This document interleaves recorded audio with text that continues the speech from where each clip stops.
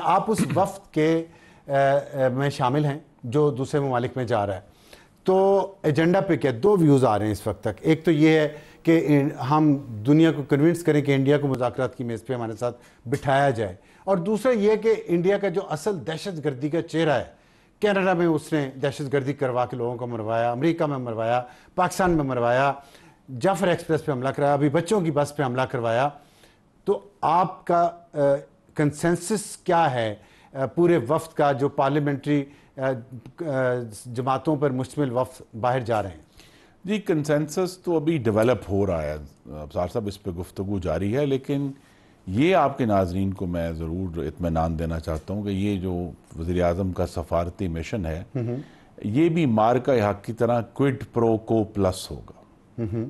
منہ توڑ ہم جواب دیں گے ہندوستان کو، جس طرح ہم نے پہلے کہا تھا کہ ہم جتنا وہ حملہ کریں گے ڈپلومیٹکلی ٹوٹلی. یہ بڑی بات اس لیے ہے کہ ملیٹریلی واقعی دیا بھی گیا جب کہا گیا. تو اصل میں جو تین چیزیں ہیں جی مین، جو اور پھر ایک چوتھا اس کا حل ہے. پہلی چیز ہندوستان کی جو پاکستان کے اندر دہشت گردی ہے، جو ابھی ہم نے پرسوں، حقیقت یہ ہے کہ میرے ذہن سے ایک والد ہونے کے ناطے ہماری بچیوں کے جو خون آلود دوپٹے وہاں پڑے ہوئے ہیں اور ان کے بستے کتابوں ہوم ورک ہوئے بستے، وہ انسان کو کیسے بھول سکتا ہے؟ تو وہ جو دہشت گردی ہندوستان کروا رہا ہے پاکستان میں، اس کو ثبوت کے ساتھ، لیکن ثبوت تو پہلے بھی ہم دیتے رہے، آپ کو معلوم ہے ڈوسیے بڑی دفعہ دیے ہیں ہم نے، بلکہ شرم الشیخ میں بھی دیا تھا بلوچستان کے بارے میں، لیکن اس کی جو ہم نے بھرپور وکالت کرنی ہے پاکستان کے کیس کی، اصل میں یہ مشن ہے.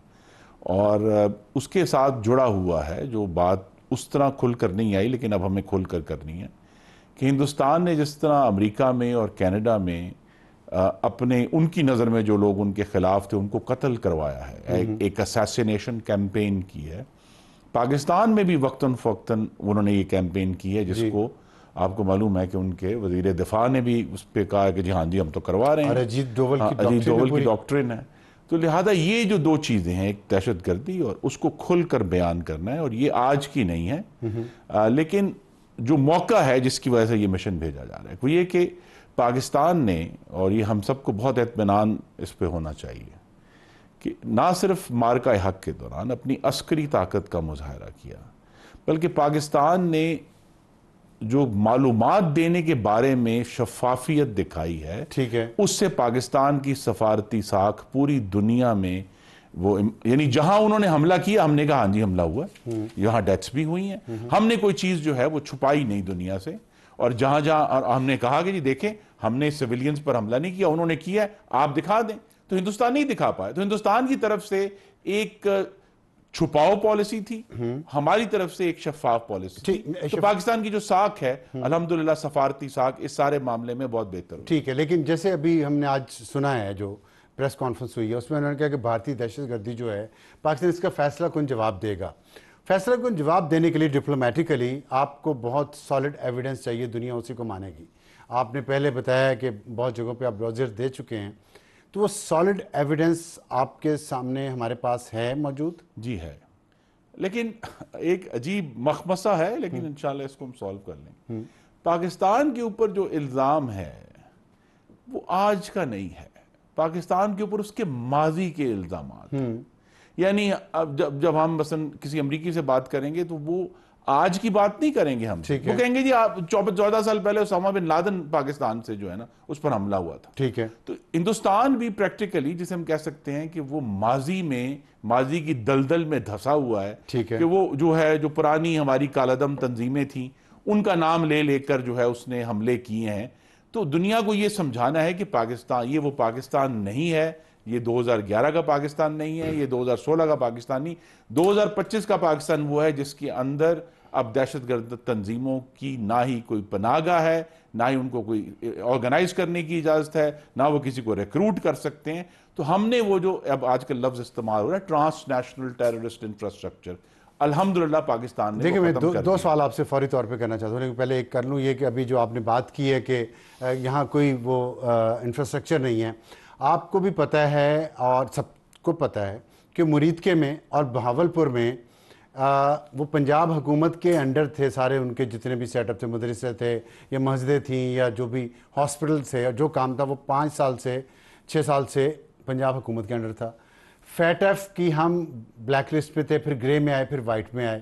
فیٹ ایف کے دورے وہاں ہوتے رہے ان جگہوں پہ، ان کو دکھایا جاتا رہا۔ اقوام متحدہ کی مانیٹرنگ ٹیم نے 900 ایسی جگہوں کا دورہ کیا جن کو کہا جاتا تھا کہ یہ تو وہ والی تنظیمیں چلا جائے، وہ اسکول ہی تھے یا فلاحی ادارے تھے، لیکن جب پنجاب حکومت نے ان کو ٹیک اوور کیا تو اقوام متحدہ کی ٹیموں نے وہ سب علاقے وزٹ کی ہیں۔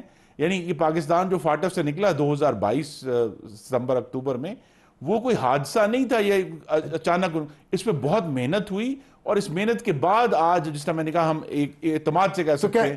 اس پہ کوئی بات ہوئی ہے کہ فیٹ ایف نے جو کچھ دیکھا یہاں پہ رپورٹ لکھی اور پاکستان کو وائٹ کیا، یہ پوائنٹ آپ ریفرنس کا وہاں بنائیں گے اپنی اس ڈپلومیسی میں؟ جی ہم یہ بنائیں گے کہ ہمارے پاس ایویڈنس ہے کہ ہندوستان دہشت گردی کو فائنانس کرتا ہے۔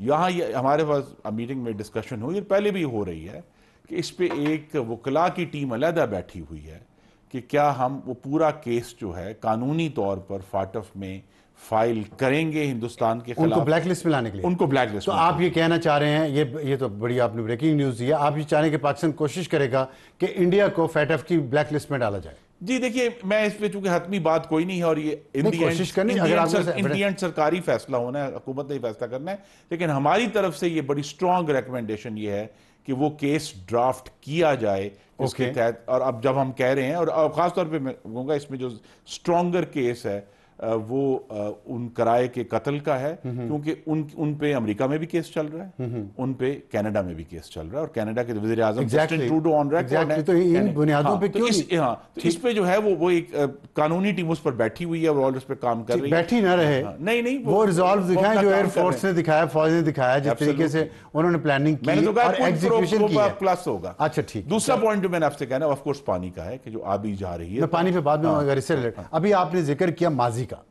کہ ماضی کے الزامات ہم پہ ہیں، ماضی میں امریکہ ساتھ تھا، برطانیہ ساتھ تھا، سعودی عرب ساتھ تھا، گلف کنٹری ساتھ تھے، سارے یورپ ساتھ تھا، اور انہوں نے ہم سے یہ سارے کام کروائے جن کو آج دہشت گردی کہا جا رہا ہے۔ اور اس میں یونائٹڈ نیشن کا ایک پروگرام ڈی ریڈیکلائزیشن کا، کہ جہاں پہ یہ کام ہوا ہے، مثلا میں آپ کو اگزامپل اگر دوں تو عراق اور سیریا میں یہ ہو چکا ہے، انڈونیشیا میں ہو چکا ہے، اور افریقن کنٹریز میں ہو چکا ہے، چاڈ میں ہو چکا ہے، نائجیریا میں ہو چکا ہے، کیمرون میں ہو چکا ہے۔ تو یہ آپ انٹرنیشنل کمیونٹی سے جو اپنے آپ کو ڈیولپڈ ورلڈ کہتے ہیں سو کالڈ، وہ دہشت گردی یہاں دہشت گرد بنائے انہوں نے اسامہ بن لادن سمیت، اور پھر ہمارے حوالے کر کے چلے گئے۔ تو U N deradicalization program کیوں نہیں یہاں پہ آپ امپلیمنٹ کروا رہے ہیں ان سے، تاکہ ان لوگوں کو قومی ادارے وہ ایک جیسے میں نے کہا یہ ہمارا جو مشن ہے وہ تو کوئڈ پرو کو کے اوپر فوکس ہے نا، کہ ہم نے سفارتی طور پہ ایک بھرپور پاکستان کی وکالت کرنی ہے۔ لیکن یہ آپ کے پاس آرگومنٹ تو ہے نا، یہ آرگومنٹ ہے کہ اگر آپ یہ آرگومنٹ ہی سے بات کریں، اگر آپ ماضی کی جنگیں یا ماضی کے آرگومنٹ ہمارے پر تھوپ کر ہمیں کٹہرے میں کھڑا کرنا چاہتے ہیں، تو پھر وہ جسے کہتے ہیں نا کہ آپ کی جو مدد ہے وہاں آنی چاہیے جہاں سے آپ الفاظ بول رہے ہیں، put your money where your mouth ہے، آپ ہماری سپورٹ کریں۔ لیکن حقیقت ہے کہ اس وقت ہم یہ والی کوئی کسی قسم کی مانیٹری ایڈ تو لینے ہی نہیں جا رہے نا، ہم تو اس کو ایڈوکیٹ کرنے جا رہے ہیں کہ ہندوستان ایک دہشت گرد ملک ہے، وہ دہشت گردی کو فائنانس کرتا ہے۔ پاکستان میں اس کے بہت سارے جن تنظیموں کو اس نے فائنانس کیا اور آج بھی کر رہا ہے، جس میں بی ایل اے ہے یا ٹی ٹی پی ہے۔ اب ٹی ٹی پی جو ہے وہ اب صاحب 90,000 پاکستانیوں کیجولٹیز ہیں ہمارے پاس ٹیررزم کی جو اس ملک میں ہوئی ہیں، تو لہذا وہ جو پورا کیس ہے وہ بہت الحمدللہ سالڈ ہے۔ اور ہم نے سنا تھا جعفر ایکسپریس پہ جب حملہ ہوا تو کچھ کال ٹریس کی گئی، افغانستان اور انڈیا کے ساتھ لنک تھے، وہ سالڈ ایویڈنس آپ لے کے جا رہے ہیں؟ جی دیکھیے ہاں وہ ہم لے کے جا رہے ہیں، اور وہ اسینچلی اس کے 2 حصے ہوں گے کہ وہ ہم یہاں جو مختلف مغربی ممالک ہیں ان کے ساتھ شیئر بھی کریں گے۔ اچھا ٹھیک ہے، وہ ہمارے اس کا ڈوزیر کا بھی حصہ ہوگا۔ ٹھیک، ایک سوال یہ پوچھا جا رہا ہے کہ ہم کیا لیٹ ہو گئے ہیں اپنے وفود باہر بھجوانے میں، اور انڈیا پہلے بھجوا چکا ہے اس کے پیچھے؟ نہیں بالکل لیٹ نہیں ہوئے۔ اچھا دیکھیے جی یہ وہی سوال ہے، اگر میں پھر مارکہ حق کی مثال دے سکوں، جو 7، 8 اور 9 मई को पूछा जा रहा था कि हिंदुस्तान हमले कर रहा है, हम जवाब क्यों नहीं दे रहे, हमले कर रहा है, उसने ड्रोन भेज दिया, हम जवाब नहीं दे रहे, लेट क्यों हो रहा है। स्ट्रेटेजिक डिले है। ये एक डिले है, एक इसके लिए भी कि उनके जो वफूद हैं, और अभी तक हमें सच ये है कि जो खबरें आ रही हैं वो हमारे लिए हौसला अफजा है कि वो माजी का केस ही लड़ रहे हैं। वो लश्कर तैयबा और दूसरे जो ऑर्गेनाइजेशन है उन्हीं का केस, मुंबई लड़ रहे हैं 17 साल पहले, जब 17 साल हो गए हैं उसको हुए, वो वही केस लड़ रहे हैं, वो आज के पाकिस्तान से नहीं लड़ रहे। तो लिहाजा ये जो है, जो जिस तरह अब उनके वफूद गए हैं, हम भी गालिबन एक हफ्ते बाद या 7-8 दिन के बाद हम भी इंशाल्लाह अपने सफर पर निकलेंगे। तो उस वक्त तक आर्ग्यूमेंट्स जो हैं बहुत रिफाइन हो चुके होंगे और हिंदुस्तान को एक्सपोज करना हमारे लिए आसान हो जाए। अब आ जाए इंडस वाटर ट्रीटी पे। DGISP ने आज कहा है कि पागल ही है जो ये सोचे कि 24 करोड़ आवाम का पानी बंद कर सकते हैं। मोदी पागल है? जी नहीं, देखिए उनकी एक Do you think there is a method behind this madness? देखिए, मैं अब आपके सामने एक कियास सराई करने लगा हूँ जिसकी मेरे पास एविडेंस नहीं है, लेकिन मैं चाहता हूँ कि ये आपके नाजरीन तक पहुँचे। और वो ये है कि मोदी का जो प्रोजेक्ट है उसका प्रोजेक्ट था कि उसने कश्मीर पर कब्जा करना था, तो लिहाजा पुलवामा करवाया गया 2019 में। ठीक है जी। आप देखिए ना, उसको 6 साल हो गए हैं, वो पुलवामा का वाकया क्या था, कौन पकड़ा गया, किसको सजा हुई, कौन लोग थे, कुछ पता नहीं। वो उस पुलवामा के नतीजे में एक चंद घंटों की जंग हुई, उस जंग ने सारा स्पेस ले लिया, अब हम भूल गया कि पुलवामा क्या हुआ था। ठीक है, इसी तरह जो है ये हमने पहलगाम का वाकया है, ये पहलगाम करवाया गया और हमने देखा कि उन्होंने जो असल मकसद इंडस वाटर ट्रीटी को करना था, और इंडस वाटर ट्रीटी में अब ये कानूनी तौर पर तो उनके पास कोई खड़े होने की जगह ही नहीं है, बिकॉज वो पूरी ट्रीटी 65 साल पहले इतनी कहते हैं माइन्यूटली लिखी गई थी कि उसमें तो कोई जगह ही नहीं है कि कोई कहे कि जी मैं इससे निकल। अच्छा, आप ये कहना चाहते हैं कि पहलगाम का वाकया इंडस वाटर ट्रीटी को खत्म करने के लिए किया? जो उनका दूसरा प्रोजेक्ट था कि हमने पाकिस्तान का पानी लेना। नहीं, लेकिन फिर तो पागलपन ही है ना। नहीं, पागलपन है, इसमें कोई शक नहीं है, लेकिन तो क्या आप पानी रोकना चाह रहे हैं ना? नहीं, वो उनका ये ख्याल था कि ये वही पाकिस्तान है 2019 का। अच्छा, ये वो पाकिस्तान वैसे 2019 के पाकिस्तान और इस पाकिस्तान में फर्क क्या है? सियासी क़यादत बदल गई और अस्करी क़यादत। तो आपके ख्याल में इमरान खान और बाजवा का जो कॉम्बिनेशन था उसने पाकिस्तान की नाक रगड़वाई और इस वक्त वो नहीं है तो पाकिस्तान। देखिए ना, UN की पहली ह्यूमन राइट्स रिपोर्ट आई 2018 में, कुछ नहीं किया।